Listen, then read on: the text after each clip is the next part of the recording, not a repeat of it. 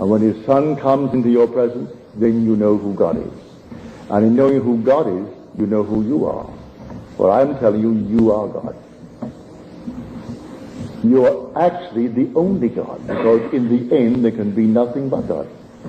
There is no room for another in the universe.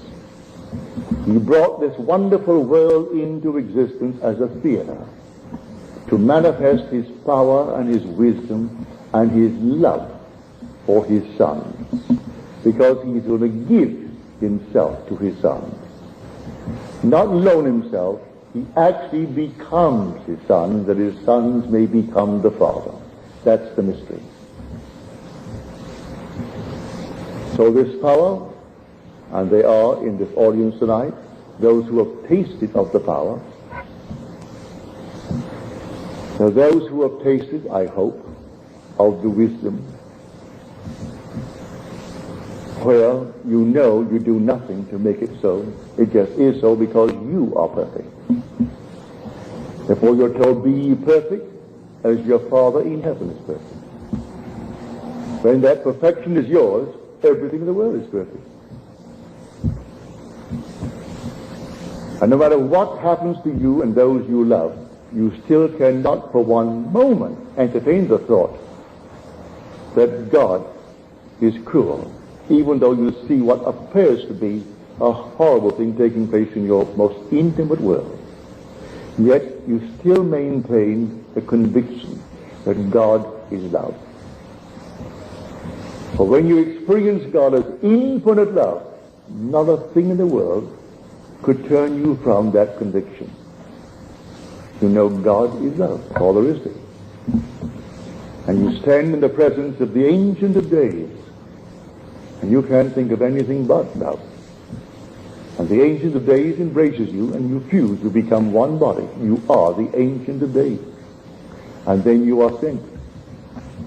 And you do the job that you're sent to do. And then as you're sent, you are the Word. And his name shall be called the Word of God. And you are told, my word that goes forth from my mouth shall not return unto me void, but it shall accomplish that which I purpose and prosper in the thing for which I sent it. It cannot come back void.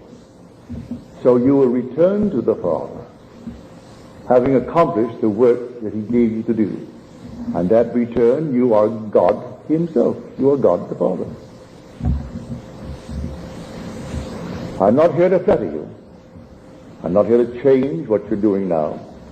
If you feel that you have not completed the world of Caesar, and you want something better in this world of Caesar, a bigger home, or more homes, more money, more fame, more recognition, all right. If that's your hunger, may I tell you, you're entitled to it. And you can get it.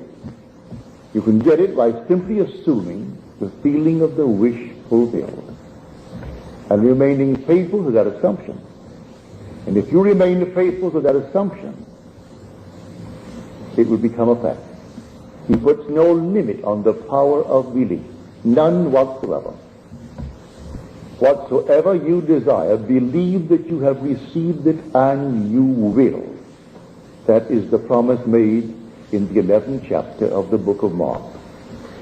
It doesn't say it is good for you or it is wrong if you desire. There is no restriction upon the limit of belief. None. So if you know what you want, and you dare assume that you have it, and live as though you had it, and live in the end, viewing the world from the end, instead of thinking of the end, because God in becoming man does not think of man, he thinks from man. That's the secret. So be ye imitators of God as their children. So God in becoming me isn't thinking of Neville.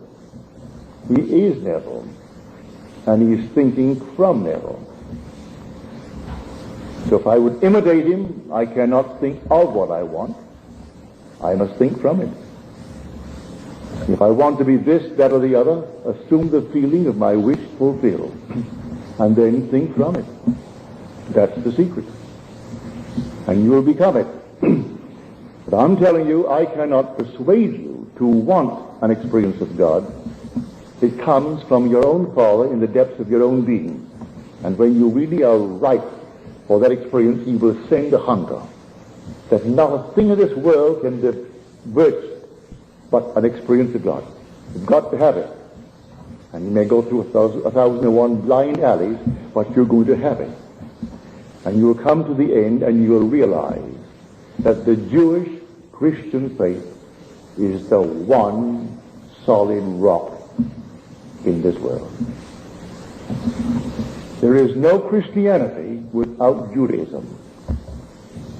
And Judaism without Christianity would be a tree without flowers, without fruit. Judaism is the tree. Christianity is its fulfillment. And a tree must fulfill its purpose. If it's an apple tree, bear apples. And so, Christianity is the fulfillment of Judaism. And you can't divorce them. That is the solid foundation. But all these others come with their little strange concepts of life. Taking you to some holy place in the country and changing your physical diets and all these things to earn the kingdom. You don't earn it that way. You hear the story and then you react. You either believe it or you don't believe it.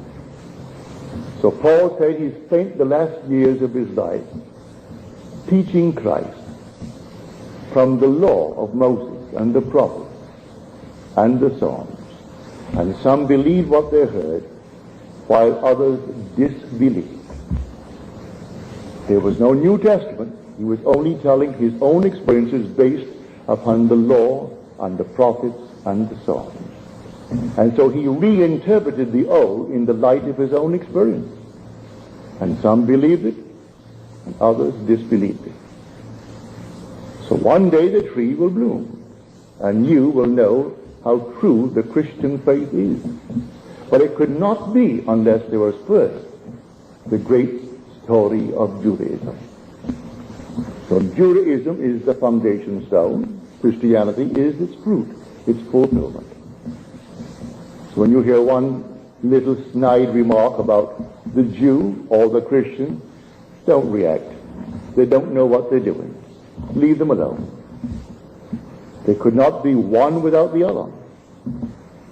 As the late Bishop Pike said, when asked if he was a Jew, some person undoubtedly disliked what he said from the pulpit with a cross behind him. And he said, yes, I am a Jew. I am a Jew because I am a Christian.